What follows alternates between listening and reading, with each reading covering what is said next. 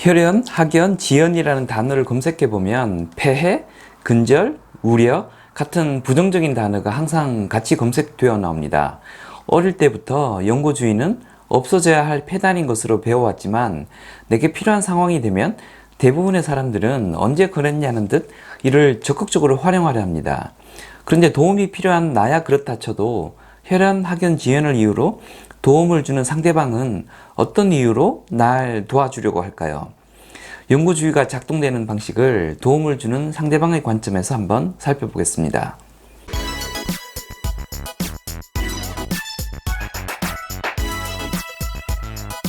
안녕하세요, 장프로입니다. 저는 핀테크 업종에서 일하고 있는데요. 이쪽 분야에선 회사 간 제휴가 매우 활성화되어 있습니다.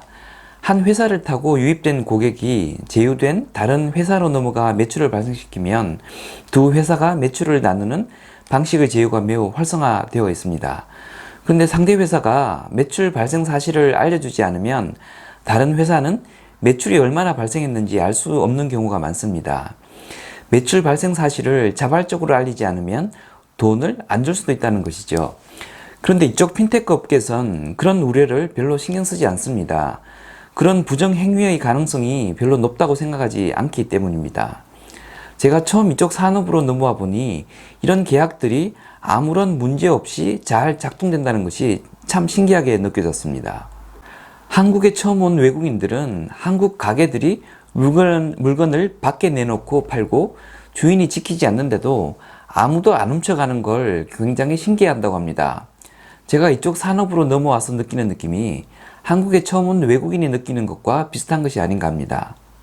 핀테크 회사들이 서로를 신뢰하지 못해 매출을 시스템적으로 체크하려고 하면 매출보다 인프라 구축 비용이 더 커집니다.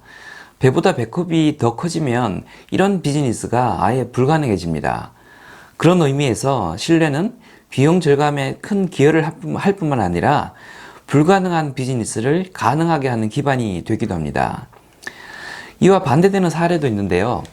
제가 예전에 중국에 진출한 어느 한국 대기업의 중국 확장 전략 관련한 프로젝트를 한 적이 있었습니다.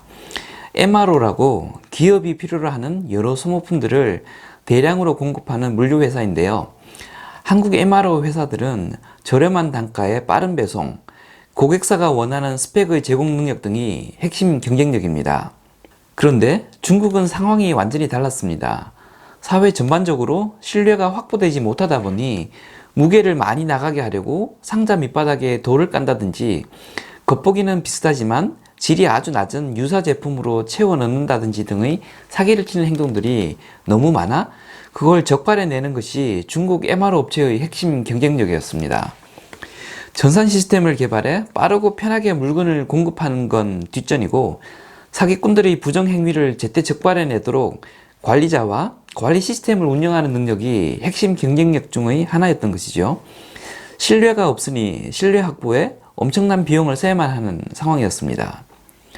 혈연, 학연, 지연을 이야기한다면서 제가 느닷없이 신뢰가 사람 내 비용 구조에 어떤 영향을 주는지를 설명하고 있는데요.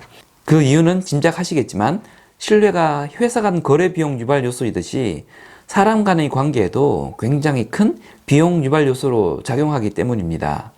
낯선 사람과 비즈니스를 하거나 직원으로 뽑아 일을 시키려면 그 사람이 얼마나 믿을 만한 사람인지 확인하는 시간이 필요합니다. 확인하기까지 많은 시간이 필요하고 그때까지는 신뢰에 기반한 활동을 하기가 어렵습니다. 그게 결국 비용 구조로 작동되게 됩니다. 등에 칼을 꽂고 먹튀할 사람이 아니라는 걸 확인하기 전까지는 신뢰에 기반한 사업 제휴를 하기가 어렵고 직원이라면 돈 관리, 사람 관리 같은 업무를 맡기기가 어렵습니다.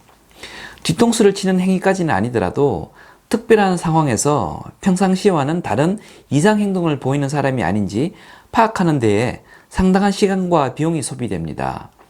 이런 모든 리스크를 확인할 때까지 신뢰에 기반한 활동을 할 수가 없는데 이렇게 소비되는 비용을 신뢰 비용이라고 부를 수 있습니다. 신뢰 비용을 줄이는데 가장 큰 도움이 되는 것은 과거 같이 일해본 경험입니다. 경험에 기반한 신뢰가 있으면 그에 맞는 수준의 업무 교류가 바로 진행될 수 있습니다. 그런 경험이 없을 경우 그 다음으로 먹히는 것은 레퍼런스 책입니다. 믿을 만한 사람이 믿을 만하다고 말해주면 바로 그 순간 그만큼의 신뢰가 쌓이게 됩니다. 그런데 회사 생활을 하다 보면 레퍼런스 책이 안 되는 경우가 대부분입니다. 평가 근거가 전혀 없을 경우 그 다음으로 사용되는 것이 혈연, 학연, 지연 같은 연고주의입니다. 연고주의에는 내가 이번에 널 밀어줄 테니 너도 나중에 날 밀어주길 바래 라는 품앗이 혹은 짬짬이에 대한 기대 심리가 포함되어 있는 것도 사실입니다. 그렇지만 그건 못지않게 연고주의를 통해 신뢰 비용을 줄이려는 의도가 크다고 할 수 있습니다. 혈연, 학연, 지연에 의한 연결고리가 있는 관계에선 그렇지 않은 사람에 비해 뒤통수를 맞을 확률이 현격히 줄어들게 됩니다. 연고주의가 작동되는 인간관계 내에서는 어떤 형태로든 극단의 행동을 못하게끔 보이지 않는 견제나 압박이 작동되기 때문입니다.